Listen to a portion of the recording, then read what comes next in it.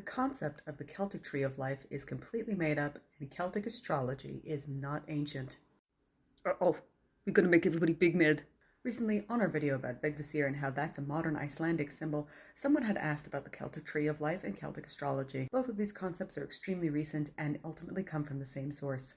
In 1948, poet Robert Graves published a book called The White Goddess. He was inspired to write this book from Fraser's Golden Bough, which was written in 1922. However, Graves was not a historian and made a lot of claims that simply weren't true. One of those claims was that the Druids had an ancient Celtic tree calendar. This had absolutely no historical basis and was not even based on the ancient Celtic calendar. Instead, he claimed that Ogham or Ogham was an ancient mystical key to human sacrifice.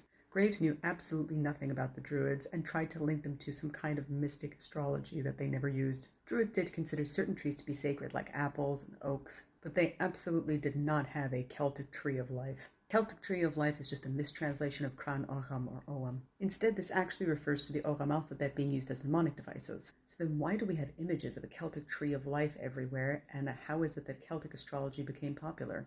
Because of all these mistranslations and misconceptions, the Celtic Tree of Life was actually invented in 1989. Some try to link this tree to Yggdrasil, but there is absolutely no historical evidence for this. As for the Celtic astrology, Graves claimed that came from the Song of Emergin.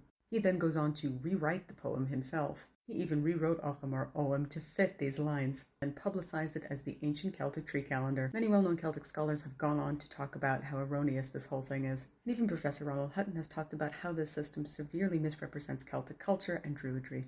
So, why people still using it? Well, you can use it as a fun divination tool, but just know it's certainly not ancient and it's certainly not Druidic, Celtic, or even accurate.